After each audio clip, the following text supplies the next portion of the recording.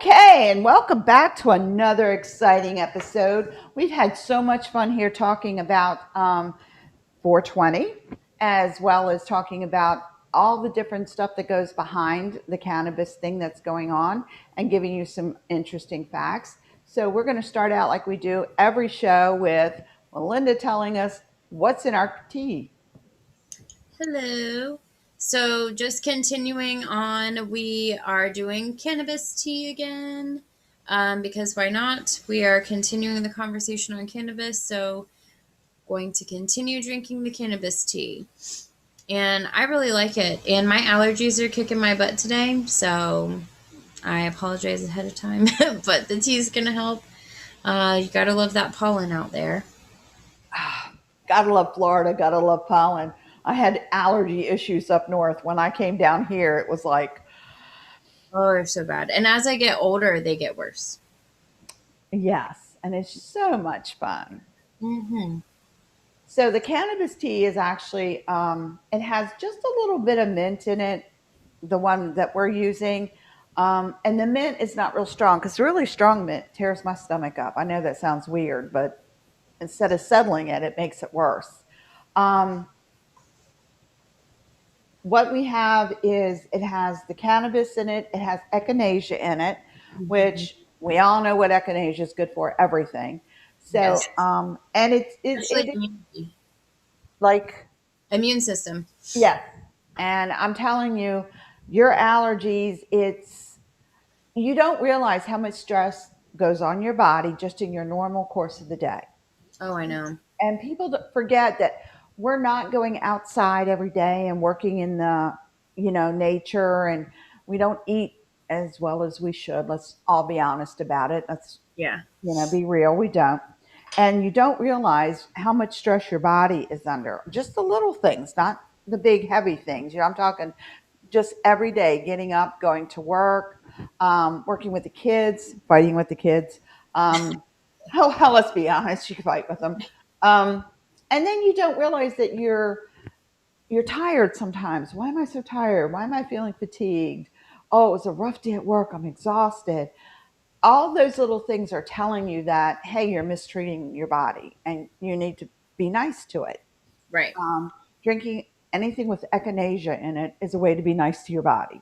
Exactly. Antioxidants, all of that good stuff. Now, I'm going to tell you, I'm way old school. Um, so I don't eat right.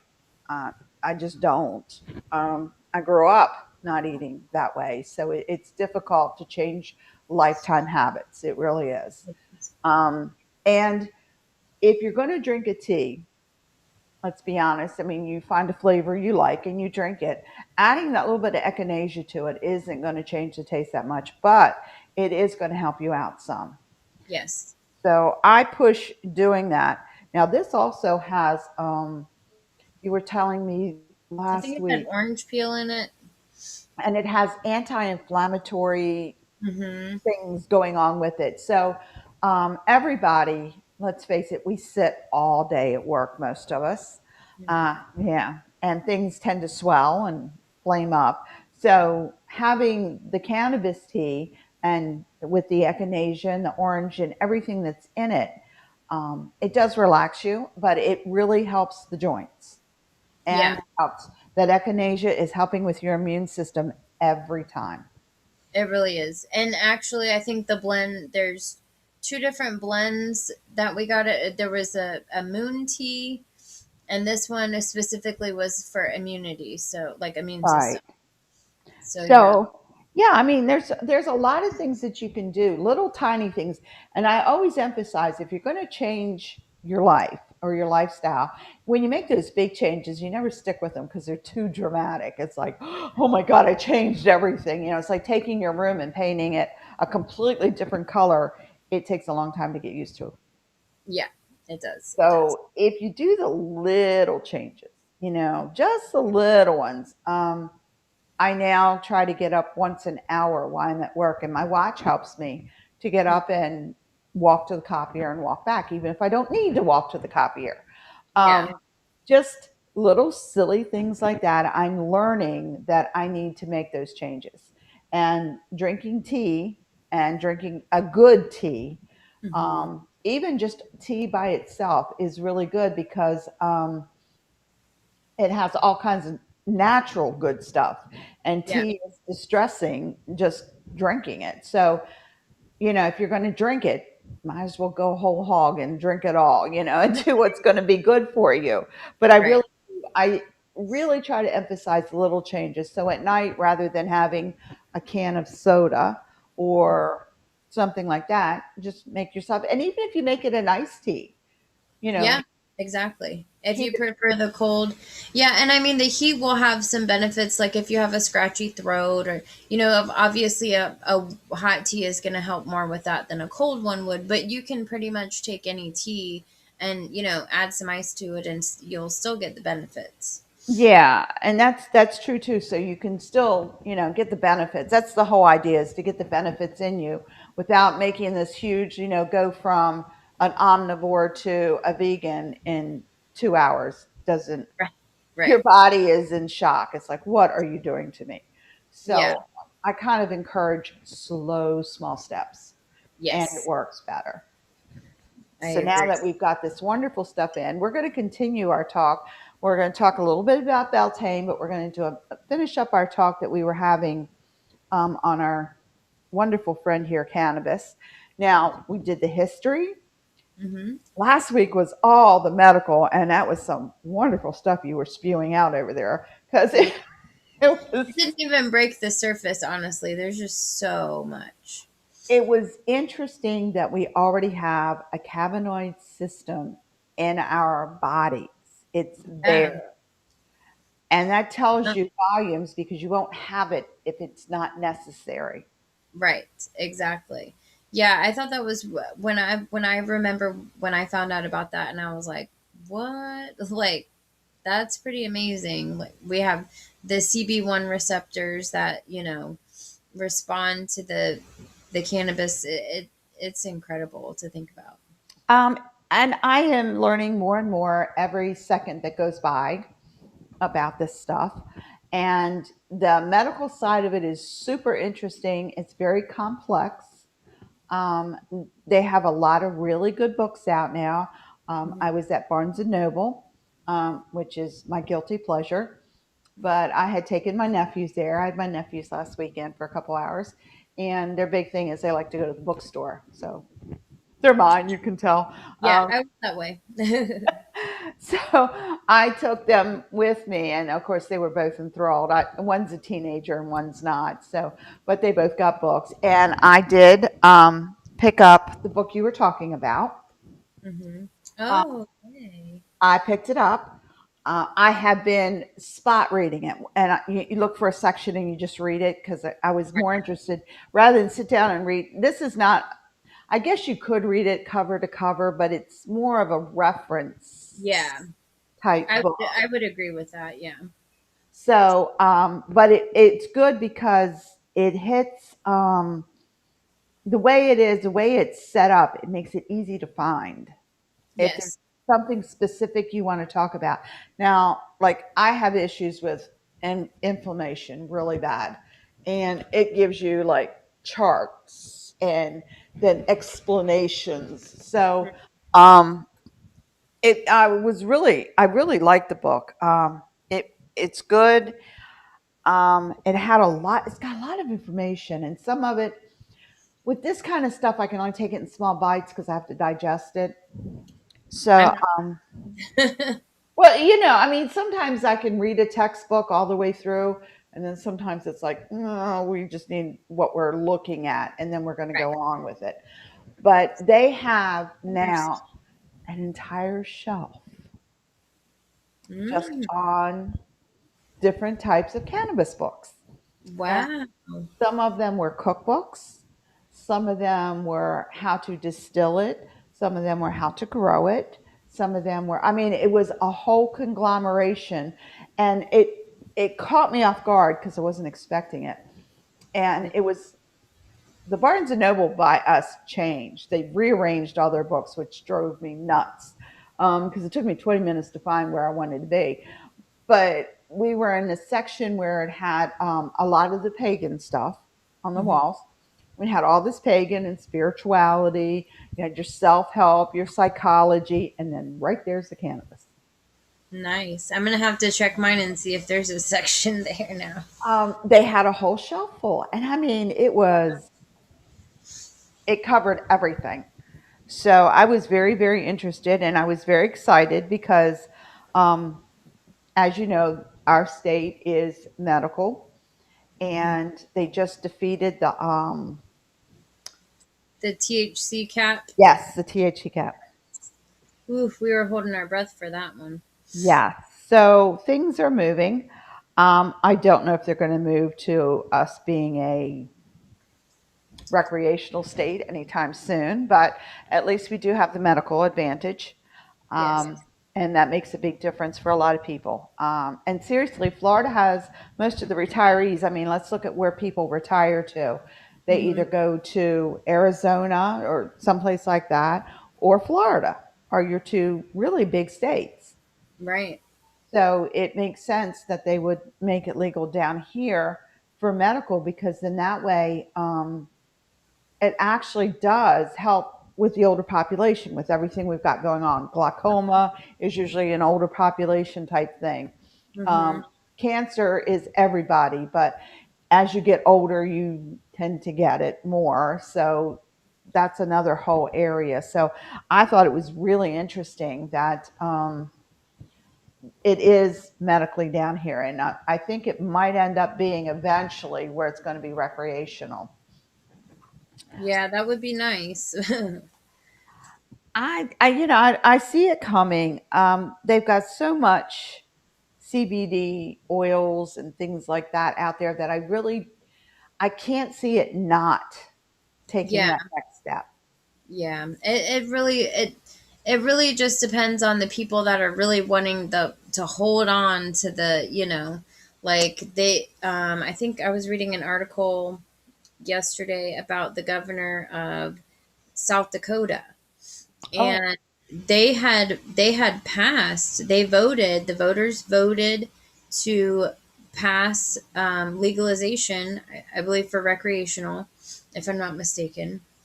And the governor was against it, so she's like trying to do this whole thing where she's saying like it's it's like Amendment A is what it's called if you look at Amendment A in South Dakota. But she's basically trying to stop it, and there's some sort of loophole where she has like the veto power even though it was voted. oh, So that's like a huge thing right now, and I was like, oh my gosh, like, it's amazing to see what states have passed it. Like Mississippi passed it. I know for I was medical. shocked. I was I like, I didn't expect them to pass. I expected them to be one of the last states to pass anything like this. Yeah, and they voted for medical this past year. That was Yeah, pretty. I was impressed by that. they stepped right up and said, and I was like, cool, that is pretty awesome. And we have Um, a senator here in Florida. He's actually um, in Tampa Bay, um, and I think his name is Brandis, or pronounced Brandis. But mhm. he's a huge advocate for cannabis in Florida. I mean, huge. And the commissioner of agriculture, Nikki Freed, she's a huge, and she is.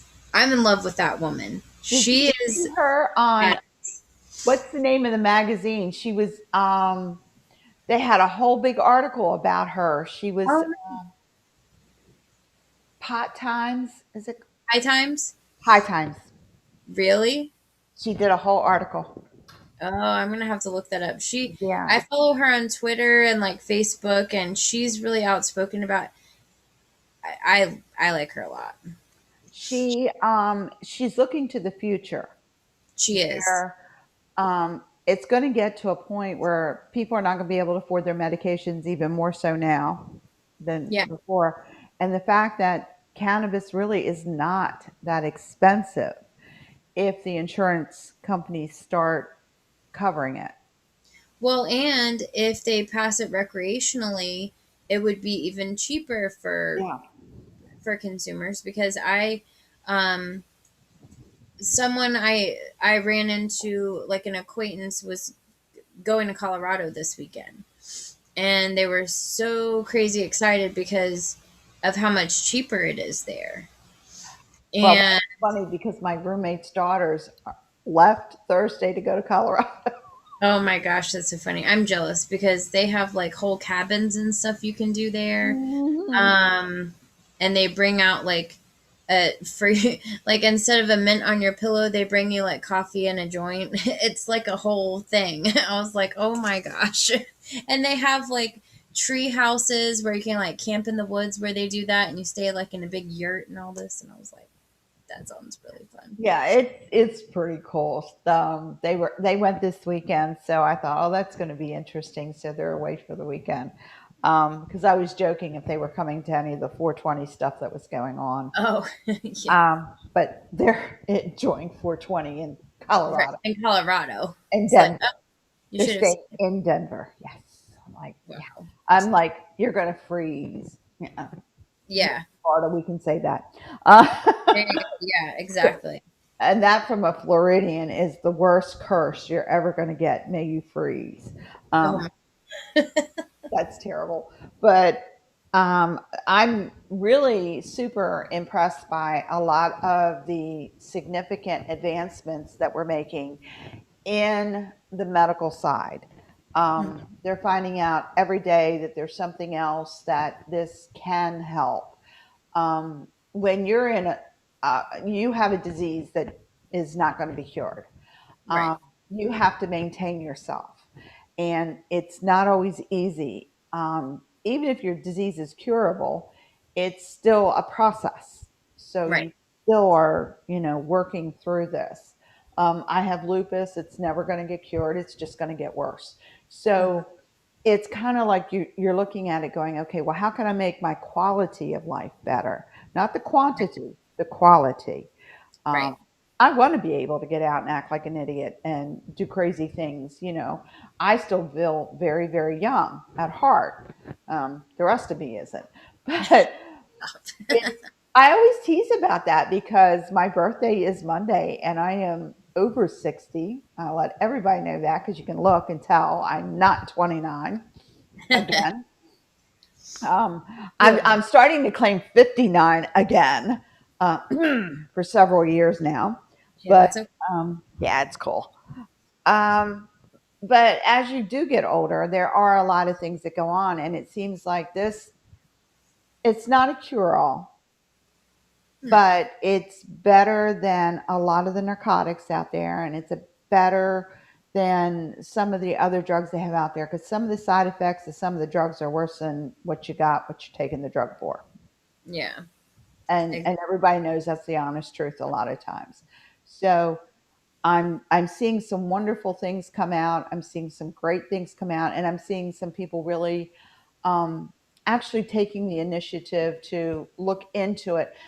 It used to be when you talked about pot, it was always the stoner look, and and now you're finding out that that's not what it is. No. And yeah, you can get high, but you can get drunk too. So Right. it, Exactly. it's the same difference. Um, Exactly. so, I mean, but the advancements and the way the medical community, there's a lot in the community that are embracing it and seeing that it really works. Obviously, more and more states are passing it medically. So has to be some kind of medical value to it for the states to pass it. My next big step would be I would like to see them pass prescriptions where the insurance company would pay part of the prescription because Yeah. now you're left on your own to pay it. Not everybody can afford it. Let's be honest. If they go recreational, then maybe they don't need to do the prescriptions because it'll be cheaper then. But Right. I'm Right. looking at it like what it costs me. Right. Yeah. And the thing I is, can afford it. yeah, and with the insurances, that's probably not going to happen until it's federally legal. Mhm. Um, because that's just how it is. And I think we touched on a little bit how, a lot of the research can be done that needs to be done because it needs funding, federal funding, which, because it's still federally illegal, they're caught. They can't check a Right. lot of it because they can't do it and they can't do testing because, again, it's not federally legal. But a lot of the testing they're doing is academic, Yeah. where they know what the chemical properties of this plant are, and then they know what properties it treats. So Hmm. some of it is academic, which makes sense. I mean, that's how a lot of your medications get out there, you Exactly. know. Um, And speaking on that, so Virginia yesterday, even though it was voted, the governor still signed um, I believe, if I'm not mistaken, I've been reading so many articles, they're kind of running together. That Virginia went recreational. They just signed it in on the 21st, and they're the first southern state to pass recreational. Recreation. And then someone commented and said, "On the 21st, really? You had a missed opportunity. You should have signed it on the 20th." Bro, I was just going to say they screwed that one up, didn't they? Okay. Well, the thing is, it was already, I guess it was already voted, but he still wanted to do the whole big ceremony of having the big bill in front of him and signing it and people clapping. So it was still a thing, but it's Yeah, but it would like, have been a better thing if he would. I know. And that's why they're like, wow, missed opportunity, buddy. Like, you should have done it one day sooner. It would have made it all that much more better. It would have made it very sweet. It really Yeah. would have. But okay, I get it. But like I said, they're starting to come around, and we're going to see how well it happens. But as we're learning about this, now we're into the best part. We're going to talk about the magical. Yes. Um, and as soon as you say that, you get everybody doing the whole like, oh, cool. We're not going to talk about the magical is not a stoner. Okay.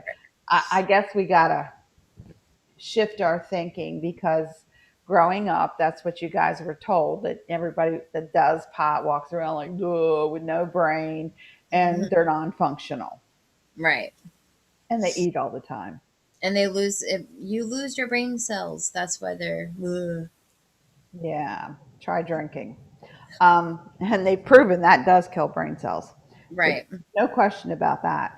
Um, we have a wonderful book out that I've enjoyed. I've already started tearing pages. I'm really bad with books when I read. I'm rough on a book, so when I've read it, everybody can tell because it's all beat up. Um, Oh, this is Phil Farber's. Yep. Oh, look at yours. Look at this. got all these tabs. I don't have. I use wire ties actually. Oh, there you go. Hey, that's okay. I'm so bad, but I had it at my desk. But it's an interesting book. Again, kind of like a reference book because you can look and go to the different sections and Yes. read it and you're not going to lose anything by doing that, rather than sitting in, some books you have to do cover to cover because it builds on itself. Right. A lot of these reference types books are single chapters that you can look at that chapter and read it and go, I got that. This and I will be honest with you, this was an easier read for me. That's a little harder read for me because I guess it's more It's more into like the chemistry and the biology. It's very scientific. right. And A this, lot of acronyms and oh gosh, yeah, the alphabet soup. yeah, exactly. I thought I was reading a government manual for a minute. It's true. It is. It's a little tougher read, but it's giving you, um, how can I say, it gives you the basis that if you want to talk to somebody on a higher intellectual level, you can actually talk it because she breaks it down so you can understand it. Right. So if you're talking to somebody, now some of these people, and it's funny because the Pot Growers Association or the marijuana growers, whatever you want to call them, you're thinking the stoner things, but these people are like scientists because they got to do the strains and the crossbreeding and the cultivating and all this Mhm. kind of crazy stuff. So you can't be a stoner and do the work they're doing. Right. Well, but see, that's the thing is the stereotype of the stoner being like all like, I'm losing brain cells. I don't know where I am. I'm dumb. The thing is that that's the myth, right? Because we know with sativa, it makes you alert, it makes you focused, it makes you, so that is sort of, and I think I saw a video of a grower. They had done like just a promo video or something. But I mean, they're high all the time, but they're productive. They're getting their work done. They're not stupid. They're not, you know what I mean? They're not like incoherent. They don't not know what they're doing. I've The kind of equated that to when you think of somebody who drinks a beer, mhm, they're not drunk all the time. right, A lot of us will come in and grab a beer and down a beer, like, okay. right, So, and we still function, hmm, we are still able to do what we need to do. So I think it's kind of along that line. We've got to get rid of some of the stereotyping that we have because these guys, oh my gosh, they got to have all kinds of degrees because they got to know how to plant, how to grow, how to cross cultivate, how to keep oh, it. I mean, you how don't dig to a hole. harvest, Yeah, you don't dig a hole, shove it in, and watch it grow. It does not work like that. right. I mean, Um, it could, but there's a whole. I mean, if you're just growing it just to grow it for yourself, that's going to be a lot different experience than if you're like a breeder that is actually making like it's different strains. growing the tomatoes in your backyard or going at where they grow them for 400 different grocery stores kind of Right, thing. It is a big difference. You can be out there and just have your own little tomato and just go out there every day and throw some water on it and pray real hard and it might give you a few tomatoes. right, But hey, I can say that. I grew up on a farm. I know what it's like to have to work that crap. But yeah, when you're doing it on a large scale like that, you have to be in complete control. It's like any business. mm-hmm, yeah, So these guys are not, they're using the product like if you were making wine, you're going to drink the wine. You've got to taste it. You've got to check. I used to make wine. mm, So it's tasting it, it's taking the alcohol density, it's checking all of this stuff as you go along, as you're brewing it. It's very much like what they're doing. It is very complex. It is not for a beginner. I mean, I've read some of this stuff and it's like, holy cow, you need a whole yeah. class in horticulture just to figure out what they're talking about. Well, and you and I talked about Lake Superior University in Michigan. They have three different programs. One is like a cannabis business bachelor's degree. And then another one is cannabis chemistry and a bachelor's degree as well. And then they had some sort of certificate, but I think it was either not available or some, it was kind of grayed out. But yeah, I mean, I looked at the prerequisites for that. It's like accounting classes and all sorts of stuff. It's big stuff. But yeah, so today we're going to be talking about the magical aspect. So we had um the history and a little bit about that. And then we have the medical, and now we have the magic. And this is such a great book by Philip H. Farber. And how I discovered him was Ed Hubbard, Lord Ed, um, did a podcast interview with him early last year. And it was about the same time last year. I want to say it was in April. Yeah. Um, yeah, and as a matter of fact, I think that it is because that's when the book came out, and I think that's what the interview was about. It came out right around 420, and and he interviewed him, and I was just so fascinated by the interview. I'm like, I have got to get this book. Like, I bought the book right away, and I've been holding off on it for a while because I'm trying to do a book club for, or thinking about doing a book club for the order, but I mean, it was so fascinating. And then he did a workshop during our psychic fair in October.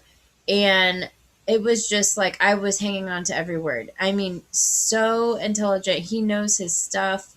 I mean, it was just so interesting and a ton of stuff I've never heard. A ton. Um, And a lot of people don't realize, well, and not everyone is spiritual, of course, not everyone is pagan or Wiccan, and that's fine. And even if you're not, um, you you have a way to practice in your spiritual practice. You can, and we touched on it a little bit, you can meditate. There's videos on YouTube of people doing the yoga with cannabis. As a matter of fact, there's studios that are opened up on the West Coast where that's the type of yoga. It's a cannabis yoga. It's like high yoga. Like that's what you do for the hour. So it really is a thing. Um, and a lot of people don't realize we also touched on how you can smudge with cannabis instead of using sage. Mm-hmm. And sometimes people will have um the little leftovers that don't taste so great and you kind of just dump them off. You can actually use those for cleansing, or you can burn them to smudge instead of consuming it. You can use that instead of using like nice fresh stuff for smudging. I mean, you could, but that's up to you. But so there's a lot of different things that you can do with it. And I wanted to talk a little bit. So this is such a great book because it's not just about magic, but he also breaks down the different forms and the uses. So he does go into some history and goes more into about the complexity. He talks about the endocannabinoid system. It's just not as in depth because he goes over so much. But to break down the plant, we know you have roots, stalks of the plants, leaves, flowers, and they're all different. All different parts of the plant can be used for different things, and we've talked about that before when talking about our teas. You can use a root and a leaf, but not necessarily the flower, or vice versa, or you can use all of them. Depending on what you're doing. So, and there's little tidbits about each part of the plant, so I wanted to share that. But the roots used in folk medicine, we talked a little bit last week about treating inflammation, headaches, also difficult childbirth, and a health tonic. And they would prepare by soaking the dried roots in either water or alcohol to create the medicinal decoctions. And not you could use roots for different things like talismans or amulets or things like that to carry the plant spirit.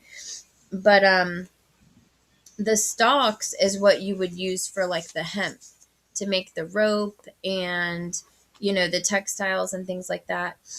And he went a little bit more in depth. So basically it's when the stalks are soaked in water until the fibers begin to separate, and then that's how you get the fibers to be able to do with the hemp. And I thought this was interesting. The fibers are then cleaned of any excess organic matter and woven into twine, rope, or fabric. Fabrics made from cannabis are very strong and durable, which we know. Canvas was originally made from hemp, Oh, really? and the word canvas itself is a corruption of cannabis, as was denim. You're kidding. Nope, it says that's right. The original American blue jeans were weed. It was hemp. Gee, you're kidding. Oh, I Yeah. did not know that. I Ooh. didn't either. When I read that, I was like, no way. Good old Levi Strauss, huh? He was playing with hemp plants. I know, right? I was like, that's so Mm. cool. Now, sometimes the rope, fabric, or raw stalks were used for symbolic or magical purposes. The stalks may be used as magical wands. That makes sense. Yeah, I thought so. Impressions of hemp cord pressed into pottery may have had a ceremonial meaning in ancient China and other places. And hemp fabrics were not only used for durable everyday garments, but also dedicated ritual robes and other ceremonial clothing. Oh, Which I would not have thought about that, but that makes sense. No, but it does. I mean, to make an altar cloth Yeah, out of out of hemp. the hemp would be interesting. I know. And then it's like to have a ritual robe in hemp and do like a cannabis ritual. I mean, talk about the energy. Yeah, I thought that was really, that'd knock you down with the energy. Whew. I know. I thought that was neat. And then so the leaves, moving on to the leaves, growers in the US would harvest their plants. We talked about that. They would save the buds for drying and throw away big piles of leaves. So only recently has the value of the leaves been rediscovered. Because beforehand, when you were harvesting, you would just harvest the buds, and because that's what you would grind up and smoke and, or make whatever you were going to do. But the leaves were often thrown away. So Hmm. only recently we found out that the raw fresh leaves contain large amounts of medicinal chemicals. And we talked about that some last week. But it's usually not psychoactive the way the dried can be. It's a mild stimulant and has antibiotic, uh, anti inflammatory, and possibly even anti cancer properties. And a daily fresh cannabis drink can be a wonderful health practice. There you go. You don't have to get high to have it. Exactly. Now, this was interesting. So, in India, the fresh leaves are made into a beverage called bang. I don't know if it's bang or bong, Bhang, which is sacred to the god Shiva and served to all at festivals in his honor. So it's a traditional drink that is had at all the Shiva festivals, and everyone participates in it. So Bang is said to confer joy and long life and is used as a sacramental drink. There are several forms of bang made variously from fresh leaves, dried leaves, or fresh or dried flower tops. And then it goes on to talk a little bit about it actually has recipes and a more modern way of doing it. And you can, some people also put the fresh leaves whole in like a salad. If you look at Hmm. more, if you start looking into recipes and thing, you'll see a lot of the like the pastries or things will have like a cannabis leaf in it. And I watched, what is it on Netflix, Cooked with Cannabis. I highly recommend that show, because it is real full on like chefs that know their stuff, and they are consumers and they know that side of it, and they just blend this uniqueness of like cooking these really articulate dishes infused with cannabis. And they have like they use powder and they use sugar and oil and all these different things that are infused, and they still have to measure it out and do the doses and things like that. But it's like they know it, and it's like delicious, and there's judges, and it's funny because by the time they're on their third course they're all like well, but it's pretty You're funny. really enjoying the. Yeah, the food. But I thought that was really interesting. And then the last part was the flowers or the buds of the plant. And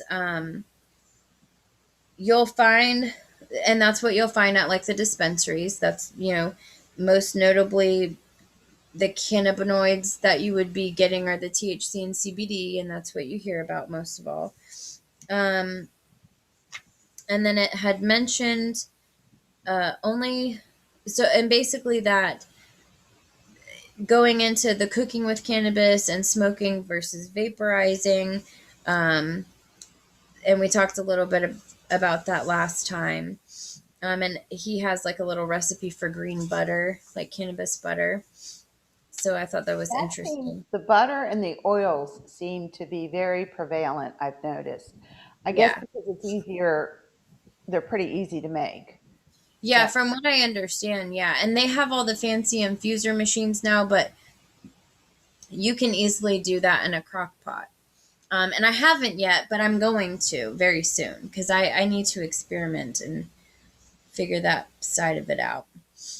Um, But and now that's something I do want to get across to other people.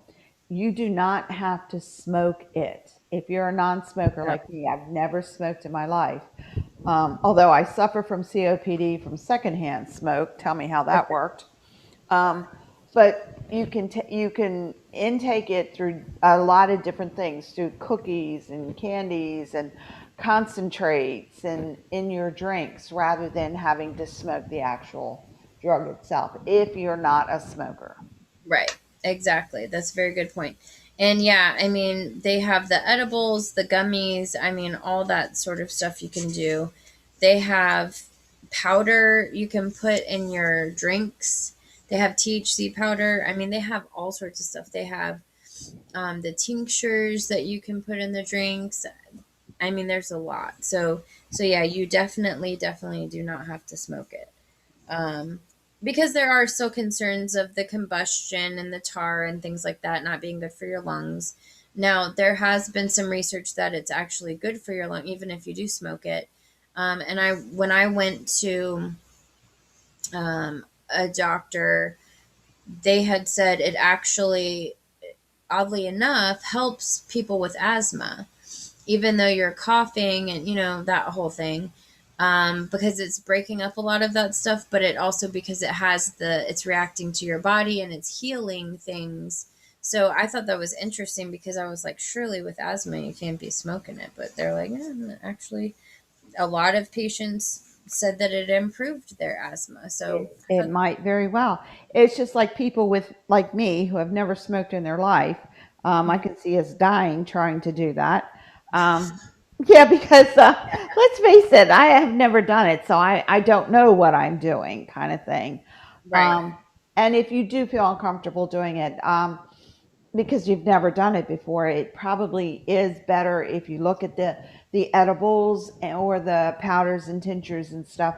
So it's not, you're not regulated to having to go in and smoke a joint. You right, can take it many different ways. right. And the biggest thing is you have to experiment and find out what works for your body. The healing effects are there, but it's just like with anything. Everyone reacts differently. It's not going to be for everyone, but and that's fine. Um, but it's not what may be too much for you may not be for me, or vice versa. And it also, of course, has to do with tolerance and how long you've been doing it. And we've talked about before, the different methods have different onset and different durations. I mean, it's a whole, depending on what method you If go. you're on any kind of drug, prescription, it's the same thing. Right. Exactly. You hear people having side effects and reactions to all sorts of stuff that you would never think they'd have a reaction to. Right. So again, it is finding out what's good for you. It may not be a good thing for you. Then Right. again, you might find out that it is a very good thing for you. But Yeah. it's trial, and just like any medication a doctor puts you on, those might be too strong, might not be strong enough. Right. Maybe you have this side effect with it and you're not happy about it, so you want to look at something else. So it's like any other drug. It's not a cure all, it's not, going to save the world, but it can make you feel better. Yeah. Exactly.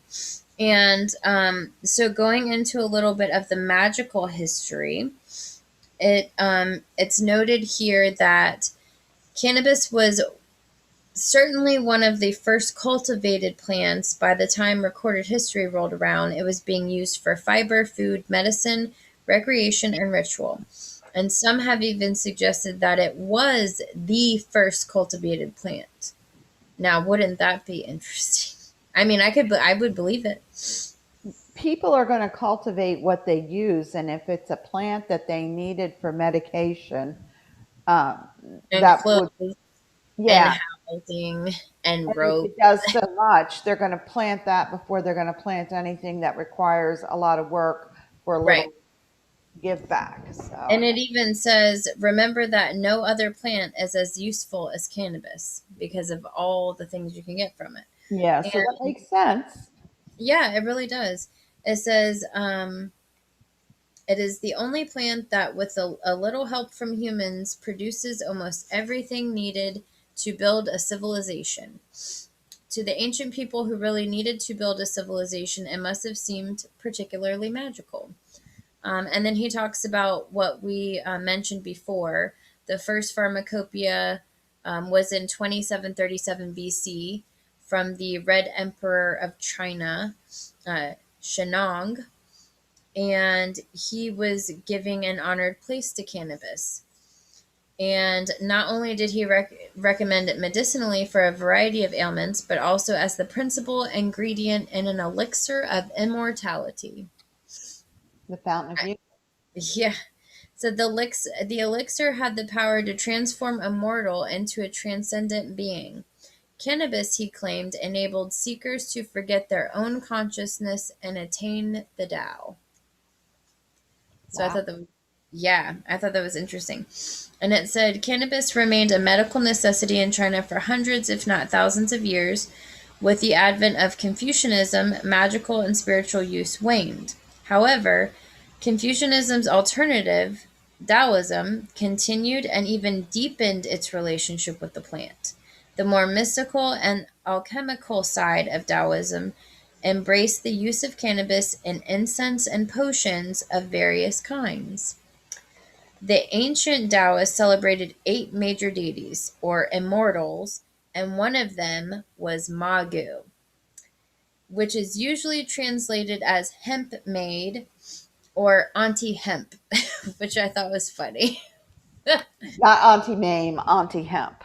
Auntie hemp. And she embodied the spirit of the cannabis plant and presided over the slopes of Taishan Mountain in the hemp-producing region of which Shandong. Pilgrims would travel to Taishan Mountain and toss hemp seed from the heights, which was a ritual action intended to bring health and longevity. So it was actually a ritual to drop hemp seeds from above, um, for health and longevity. Some of the many legends about Magu may be based on actual women whose exploits were rolled into one centric deity. Now, I thought this was interesting. Magu is always represented as an 18-year-old woman, although her real age is infinite.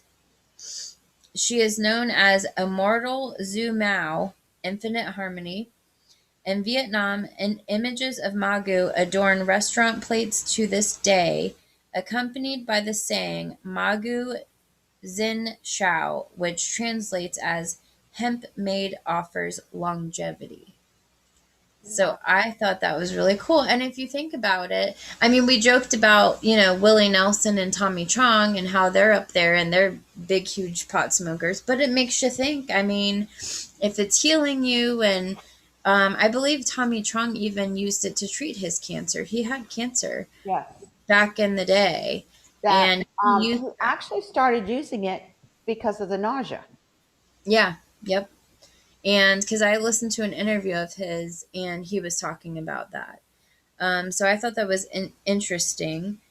Um, Another thing that I thought was neat was one recent finding, and I skipped ahead here, but one recent finding of a Caucasian mummy over 27,000 years old and found in the Gobi Desert yielded nearly 2 pounds of cannabis tops in good enough condition to see that it was once a primo herb. And the shaman's gear buried along with the mummy suggests that the ancient ganja was for healing or spiritual purposes. So, And 2 pounds. Let's see, what's the jail sentence on 2 pounds? right? That's another thing we got to work on. Um, so, one of the heirs to the Aryan traditions, which are the fair skinned, blue eyed, yes, those Aryans, but not the Nazis, so we're not going there. Different things. Um, they had a wide ranging nomadic group of people known to us as the Scythians, and also proficient with wild horses. Around 600 BC, these warrior shamans swept out from their Central Asian homelands and conquered a vast swath of Europe, Asia, and the Middle East.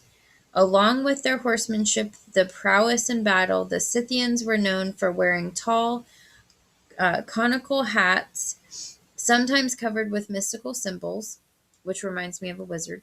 I was just going to say, I have this vision of a wizard on a horse now. And they were frequently covered in tattoos. Their culture was based heavily on the use of cannabis for food, fiber, medicine, and religion. The Scythians had no written language, but left behind a variety of intricately created art objects that tell stories through pictograms. Ooh. I thought that was really So, neat. yeah, they were way ahead of their time. Yeah, and then it says, not surprisingly, their principal deity was Tabidi, a goddess of fire, cannabis, and horses. Right there, you got it all. That's the grand slam for them. Yeah, exactly. They're like, yes, this is what we need. And in 450 BC, the Greek writer Herodotus described a Scythian funeral rite in which mourners gathered in a small tent. A bronze cauldron was filled with cannabis and heated. The tent would fill with cannabis vapor, and the participants would cry out in ecstasy. Archaeological finds have confirmed the use of cauldron vaporizers, some of them weighing up to 75 pounds and still containing residue of the Scythian ganja. So Wow. it is being found in archaeological sites. It's being found in these mummies. It's pretty amazing to think about. I mean, when you think it was probably, suggested that it's the first plant. It's pretty amazing that it's illegal now. It really is. It really is. It blows your mind when you stop and look at that. It really Yeah, does. it is. And, you know, I mean, what can you do? And I thought this was kind of interesting too. So among the Scythian warriors were Enaries, shamans and magicians who used cannabis to induce trance and prophecy. The Enaries were mostly men who dressed in women's clothing and uttered their pronouncements in high-pitched voices. The cross-dressing symbolized crossing between the earthly world and the world of spirit. I thought that was interesting. I'm I like, thought they were going to say the dual, yeah, night that's kind of thing, yin and yeah, yang. that's what I thought too. Um, so I mean, these were like shaman warriors. They were huge on the cannabis. I mean, they used it for everything, like food, fiber, ritual, all the whole thing. Um, and then it says throughout the range of the Scythian Empire, we find all three types of cannabis, and it is suspected that they use the sativas for fiber and food, the indica for medicine, and then there's also a part called ruderalis for spiritual and recreational purposes. The Scythians spread cannabis and its use throughout the then known world. When they began to settle down, the Scythians merged with the indigenous populations in the Middle East, India, Europe, and the British Islands.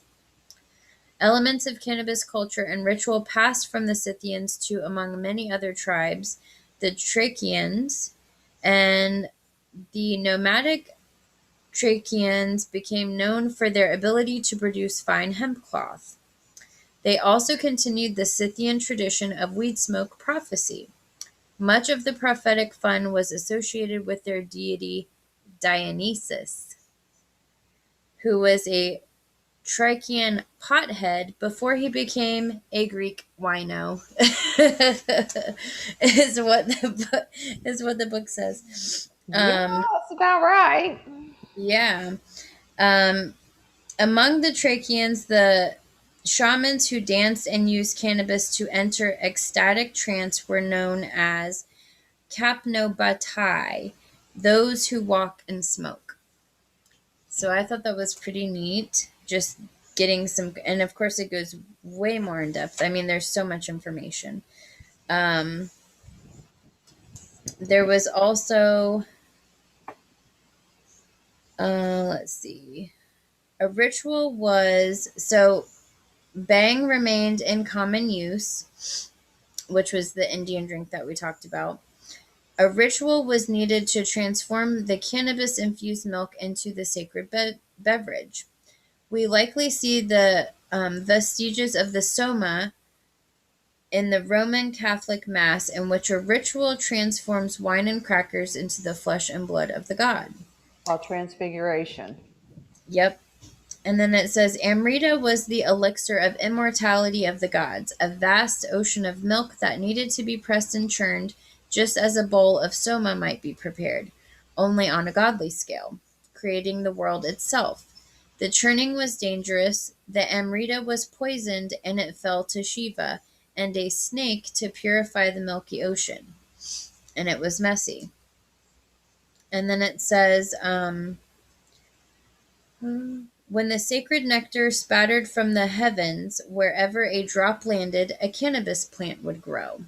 So this is going into the myth of the creation of Shiva found the plants and gave them to humans so they might experience delight, courage, and heightened sexual pleasure. Shiva is also the master of yoga, and with his guidance, the yogi might achieve good health, long life, and visions of the gods through the use of ganja. Even today, dreadlock sadhus consecrate their smoke to Shiva as a meditation practice, and bowls of bhang are churned and purified in Shiva's honor. So, who would have known this about Shiva? It's interesting that it's from the gods. It's Yeah. like all the good plants or all the good sources of nutrition and things are gifts of the gods. Yes. Wine, beer. It's interesting to see how they trace it back to their gods. But Yeah, it's really interesting. And Magu, I heard of Magu when I first did the workshop. When I did the workshop, he talked a lot about that, and it was just fascinating. And Jason said, "Oh, that should be your patron deity for your order." And I was like, "Ooh, you might be onto something." ooh, now we have a deity. I know. I Uh, like the book as I was looking through it for a lot of the little things that he tells you. yeah, it's really interesting. He has like so many nuggets of information. Um, it's And pretty it good. explains a lot of things. They did a thing on ancestors, and lustration of the ancestors is coming up, so that kind of fits right in with everything we're talking about. But it's little things like now they're understanding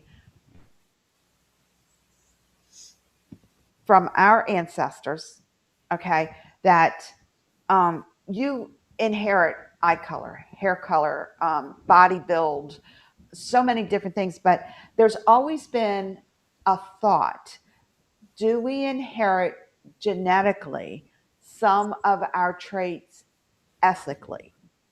Like Right, if you are an ethnic group, do some of those, I don't know, like dreams or some of the things that happen, are they handed down through your genetics? There has been a lot of thought that our DNA records everything we do, kind of like our brain records everything, even though we can't bring it back, it's in there somewhere. right, That maybe we also retain some of our ancient ancestors' inherited um, different types of things of what happened to them, if there were traumas and things like that. Like they know that in a family 2 and 3 generations can experience trauma from the first generation. right. It's kind of like because the person acted that way, their children act that way, and then their children act that way, so it becomes genetically implanted. Everybody does it. So there's been a big talk about that, and it's fascinating because when you start looking back at cultures where they started and what how they actually began, and like the Scythians and people like that, some of the cultures that are no longer around, are we carrying some of their genetic traits? Yeah, it's interesting to think about for sure. Because you think about the lineage and, ancestry that you may not have a clue about. And that's, I found it fascinating. Now we do know that genetically, if you are of one ethnic group, usually you find your partner of that same ethnic group because that's what appeals to you. and they're not sure if it's genetically that's why you like it, or if it's just because everybody, you grow up thinking that's somebody beautiful. Like if it's social, right? Right. Like the It's nature versus nurture thing. right, and they've talked about that because, like, if you are of one culture, you tend to marry in that culture, and you find something in that culture that epitomizes the perfect girl or man. Right. And is it the culture that does it, or is it the genetics Mm, that causes you to like that person? Is it because genetically you should like the same person that has the same ethnic background as you, or is it that because now we are a melting pot now, we're all mixed up, but is it because we stepped out a little bit on that, but you can still see people still ethic in their own ethnic cultures, and they stay that way. right. So Well, and it then you have like like the traditional, the arranged marriages still and see right. stuff like that in certain places. So yeah. So he talks about the ancestors, and when you start talking about ancestors, um, we're not talking grandma and grandpa. We're talking great, great, great, great, great, great. We're going way back. Right. Um, and there's a lot of ancestors around, and you have a lot that you don't know about because I'm sure there's some that you don't even know their names. But he says in here, and I really liked it because he's like, you may have inherited physical traits, eye color, size. You also might pass along habits and experiences, and that's what they're saying about our DNA. Is it recording experiences, or is Interesting. it just recording chemical reactions? Right. There's been a whole school of thought on that one, and it was interesting because he says.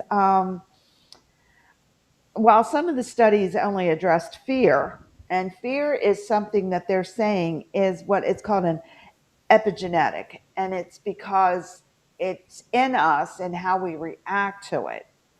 And Mhm. do we react genetically, or do we react from the spontaneity of it happening at that second?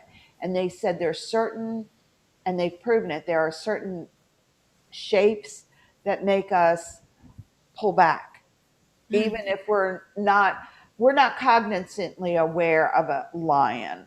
If you right. show a lion to an African, they draw back because it's a symbol of fear and strength. So, you know, is that because that's what they've been taught, or are they genetically from ancestors afraid of that because of an experience? Mm, yeah. The lions used to come and eat them, lunch. Um, But they're saying that while some of the studies only address fear, they're starting to look at successive generations as phobias. It's certainly possible that other complex behaviors are transmitted as well. So when you look at this psychologically, even with medicine, how does your genetic background mix with the medication they're giving you? Yeah. Exactly. And we know that cannabis has been out there since, oh my goodness, you know, too long. Right. But a lot of these new drugs that we're taking haven't. So I'm wondering, there's genetic differences in different ethnic groups. I'm wondering if sometimes the medication we're being given, they're not looking at the person that's getting the medication. Does Right. your ethnic group actually, can they use that medication, or does it turn into something else?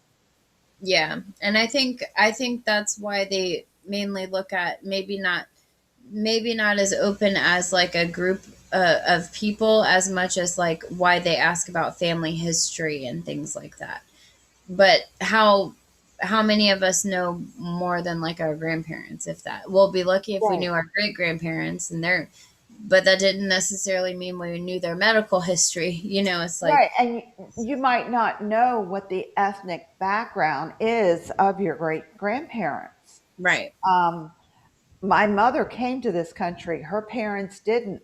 I'm guessing that, what they Right. are, but I'm wondering because depending on where they're really from, like their parents, their grandparents, Right. you live in America for 4 generations, you're American, but no, you are genetically this. That's why everybody's doing the ancestry and 23andMe and all this. They're trying to figure out, what is my ethnic background? And I think as medicine progresses, they're going to have to start looking at that. Mm-hmm. What is your background? What is your ethnic?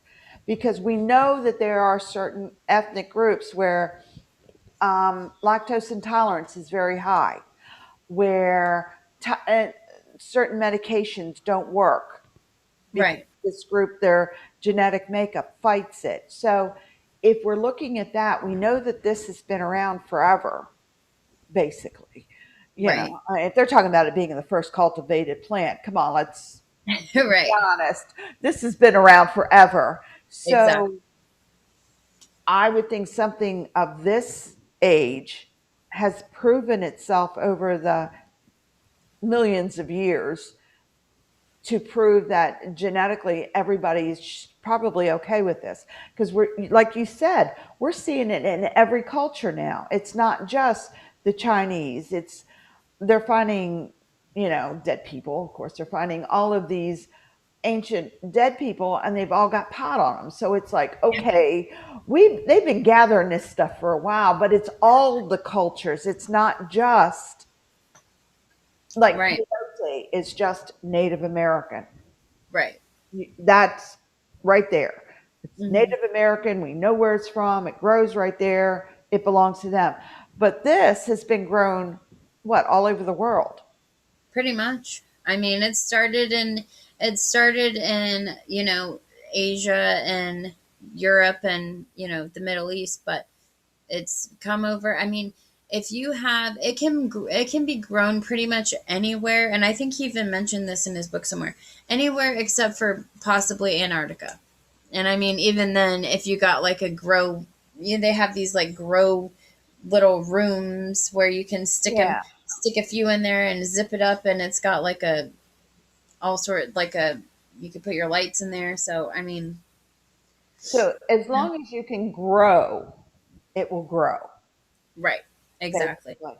So that's what I'm saying. With a lot of medications and stuff, they're also new that, and by new, I mean maybe a generation or two or three, but we're talking something that's been around since, the For dawn of time. Yeah. And that's why I was curious about it when I was reading it, because there are certain ethnic groups that have certain kinds of cancer more often. There are ethnic groups that have higher risk of heart attack.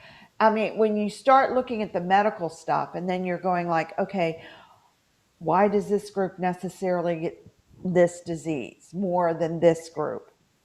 right, And then when you start looking at then that tells you then your drugs have to be more specifically designed or made for that ethnic group. yeah, exactly. That's a good point. And I wanted to touch on a couple more modern ways that you can incorporate cannabis in your spiritual practice, and then we can move on to more about Beltane. The so you can do a ritual, and he has something in his book called the Natural Ganja Ritual, and it says, in general, cannabis seems to have an affinity for ritual and it tends to promote natural ritual behaviors, even in those who don't intentionally practice magic. It's not surprising to find that naturally evolving cannabis rituals reflect the cultural milieu. I don't know what that is. Sorry. In which the ritual takes place with overall patterns that frequently parallel the consciously directed ritualizing of the magic. In other words, the rituals are pretty similar whether we decide that we are doing magic ritual or just getting high with friends. So, what he's saying is you don't have to necessarily intentionally do a ritual, it can be done all on its own without you even thinking about it. Um, and he breaks down the ritual into different sections. The first being intent, and saying that, obviously ritual usually begins with an intent. And in a typical North American cannabis session, the idea is often enhancement of another activity. So the intent stated at the outset is often something in the order of, let's get high and create art, watch the sunset, play a game, sing a song, write a book. Um, and then, of course, the participants are decided. The setting is frequently improvised. You can find a safe place free from distractions or interruptions from non participants. And sorry, guys, my allergies are bothering me. Um, and then the tools you can use. So, in places where cannabis and tobacco are not generally mixed together, cannabis smoking implements are often never used to smoke anything else. The design of cannabis pipes and rolling papers is frequently different from those used for tobacco. So he was just saying you could use consecrated different tools like different pipes and things like that. You would just use for ritual or just for cannabis, not necessarily for ritual. Although it would be kind of cool to have a designated pipe that you use just for ritual and not for not for fun. Not for fun. Um, Kind of like we have our chalices that we use right. just for ritual. Exactly. Another interesting thing was that um, we talked about doing yoga, and there's something that he talks about called the yogic toke. And it's basically the same thing as a yogic breath, except you're inhaling cannabis smoke or vapor when you do it. So you're going to keep it gentle and know your technique and material ahead of time to avoid coughing. And by material, he means what you're smoking and how strong it is and things like that. Um, Repeat it until you have achieved your desired state. Note how this may change the quality of the high or other aspects of the experience. And he goes in to talk about pranayama breathing, yogic breath. He goes into more detail, which is really good. And a couple other ways you can do basic chakra activation, which I thought was interesting. Chakras and smoke activation. So you can take a large inhalation of smoke or vapor before chanting each chakra, imagining the smoke flowing through the chakra. So you know how a lot of times we'll do the ball of white light going through each chakra and cleansing. Well, you can envision, instead of the ball of white light, you can envision the white smoke, or envision it in a different way while you're consuming. And then you can chant the appropriate sound at least 3 times before moving on to the next chakra. Notice how this may change the experience of the chakra meditation, and how the chakra meditation can change the experience of getting high. And what he means by the chanting of the appropriate chakra sound is, they all have different mantras associated with them. If you haven't seen that before, so Mm-hmm. the chakra at the very base of the spine is red, and that's the root chakra. And the mantra is uh, lamb. A few inches above that, the chakra is orange, and the sound is vam. The solar plexus is yellow and ram. The heart chakra in the center of the chest is green, and the sound is yam. The throat chakra is blue, and the mantra is ham. Above that, the third eye chakra is indigo, and the sound is om. The crown chakra just above the head is violet and is observed in silence. So you can chant all three of those, and envision the smoke. There's also an exercise where you can work with a partner to clear the chakras, which I thought was interesting. Um, and then it had a section on divination, which I thought was really neat. I found that fascinating because divination is where we're anyway pulling psychic energy and trying to build up. Right. release the stress and all the grief that's going on during the day in order to be able to get the psychic divination to come through. So I find it really fascinating that he's actually talking on divination. Yeah, and you can basically, what he goes in to say is basically you can consume and do things, before you start scrying, and you can choose different mediums for that. He also talks about, the wake and bake method, which we've all kind of heard about that being a thing. Um, there's different group charging that he does, talks about, and there's a whole big ritual about planting and different things you can do for the soil. And the other thing that I found was writing sigils on your papers, like on your rolling papers before you smoke. So if you had an intention, you can get, and you want to use pencil or, something not lead and non toxic, of course. But you can draw little sigils on your papers and think about that while you're consuming. And it's kind of like dressing your candle Yes, exactly. And you could also use that for, or if you made cannabis oil, you can dress the candle with that. with the cannabis oil itself. So, I mean, there's So much. multiple ways Yes. of using it in ritual. And he was very clear about how to do a lot of the rituals are actually written in there. So I thought Yeah, that was fascinating. it was really neat. There's so much. I mean, we could go on, Yes. but yes. But I want to hear more about Beltane. But first, we're going to do a quick commercial. So, as I'm so sorry.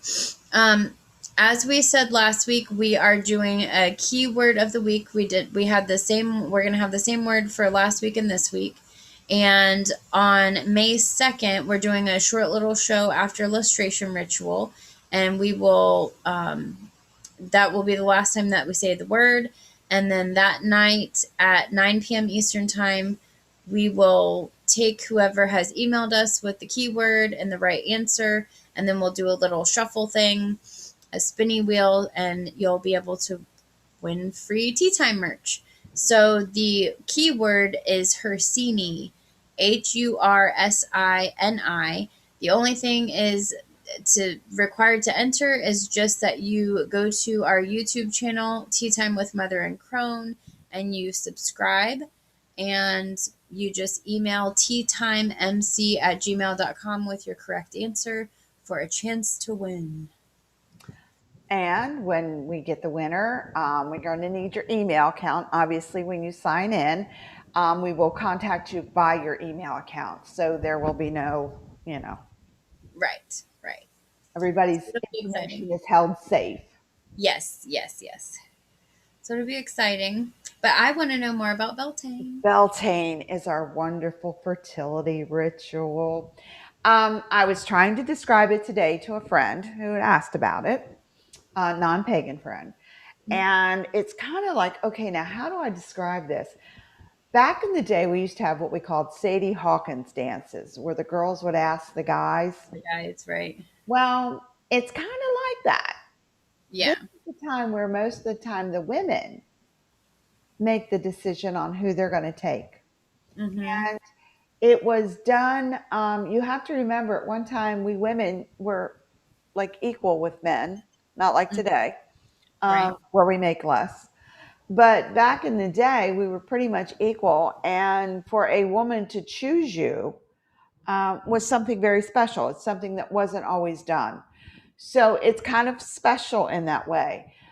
It's basically fertility. And what we're celebrating is the fact of the earth just blooming again and us being able to get out of our houses where we were cooped up all winter and to enjoy nature as she's showing herself, all the colors, the smells, the allergies, no, the pollen, no. Gosh, they're killing me. They're killing I me. know it's terrible. Florida is really good for that. But when you look at it, it is the rebirth of the earth is what we're really celebrating. Right. And we celebrate Goddess at this time. She's kind of young still, she's still that maiden, but the maiden will soon turn into the mother as she partakes of the Beltane ritual. Yes. So, to let people out there know, it's fertility. And you know what? Earth Day, I hope somebody woke up and realized it was Earth Day. Yes. And that is a celebration of the earth. So, it's just so cool that it's so close to Beltane. So, Yeah. we are out there. If we want to see the earth be fruitful, and if we want to see the animals multiply and everything work out, then we have to do our part too. And Exactly. for Beltane, and I like to push this all the time, but the little things that you can do to help things and help lower your carbon footprint also Hmm. helps the earth, and it also helps us at Beltane. Um, a lot of pagans have those extra bags in their car when they go grocery shopping. We take our own bags. That cuts out the plastic. Hmm. A lot of us, I know when we go to the beach, and I live 2 minutes from the beach, so I'm there a lot. Our beach actually has cartons, little like baskets Oh, cool. like they have at the grocery stores, and you can take it, go along the beach, collect it, fill it up, take pictures of it, send it to the St. Pete Times, and they publish them. That's cute. So it's a way to get you to pick up after yourself. Isn't that a shame we have to treat Oh, you I that know. way? But little things that you do, and I wanted to take this chance to get Beltane out there like it really should be. It's about fertility, yes. It's about living. It's about renewing. And when you come out of the winter time, and I know I used to live up north, so coming out of winter this time of year, they had snow yesterday, so Oh, gosh, I uh, saw. I know it was horrible. But when you're looking at the earth and you're thinking about, well, what can we do? I can't do anything. I'm one person. As one person, you don't have to use plastic straws. As Right. one person, you don't have to use anything plastic. There Right. are so many things out there to use instead. Yes. Um, And yeah, and I'll never forget. I saw a video one time of these fishermen out in the ocean, and they caught a sea turtle up on the boat, and it had stuck in its nose this skinny like Capri Sun straw with like the pointy end, but it had eroded into his nostril.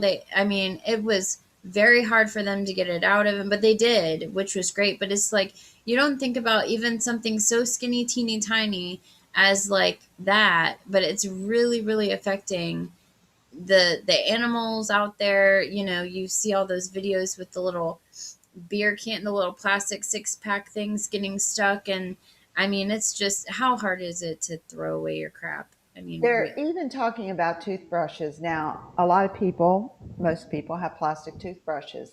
Hmm. They're actually working to get bamboo handles and kind of like bamboo brushes to even cut down on that. Now, I live in an area that's called Gulfport. It's in the city of St. Petersburg, and you do not get a choice of straws here. You either get paper or none. Really. Most people around here, and I'm one of them, carry metal straws because if you want to drink something, you're not nowadays, especially with COVID and everything, you don't want to drink out of the glass. Right. Take your own straw with you. And I counted up, I mean, I drink a lot when I go out, sodas or water or whatever. And you start looking about how many straws I would be throwing away. I Oh, don't I throw know. any away. It goes back in my purse when I get home. It's got a little case and everything. I come home, I get my little brush and I clean it. It goes back in my pocketbook. And it may sound like, oh my God, all of that. But I've been doing this for over a year now. Yeah. I don't have straws. And it's like I said, little steps. Do a little bit here and a little bit here, and you'd be surprised. Just that, just carrying my lunch in my lunch bag, Mm. um, trying not to use the Ziploc bags, trying to instead use reusable containers, and trying to Right. get away from plastic containers, Yeah. using glass or They metal. have yeah, and they also have now the like the not styrofoam, but the like the egg carton, like Yeah. cardboard type of that they're making with the boxes.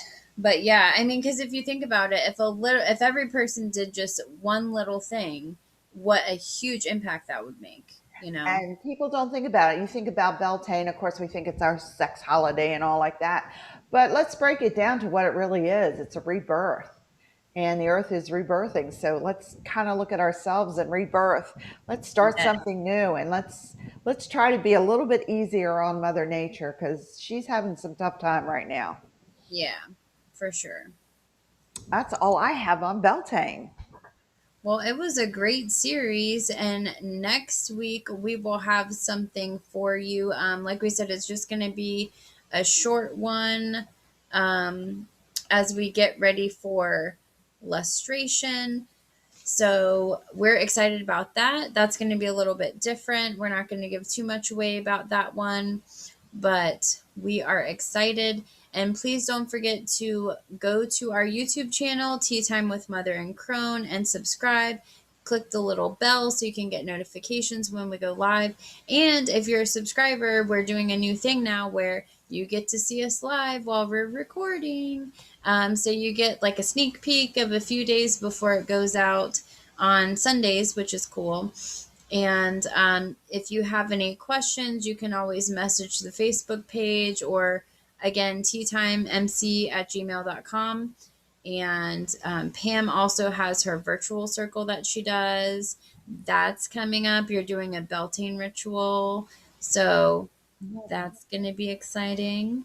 And if you're interested in the illustration, it is April 30th through the 2nd. And if you go to corellianlustration.com, you can register there. And there's going to be workshops and a really awesome ritual on Sunday. So good stuff. All right. Well, we're done another show. So I guess we're going to see you guys next week. Yes, we will. Thank you again. Bye.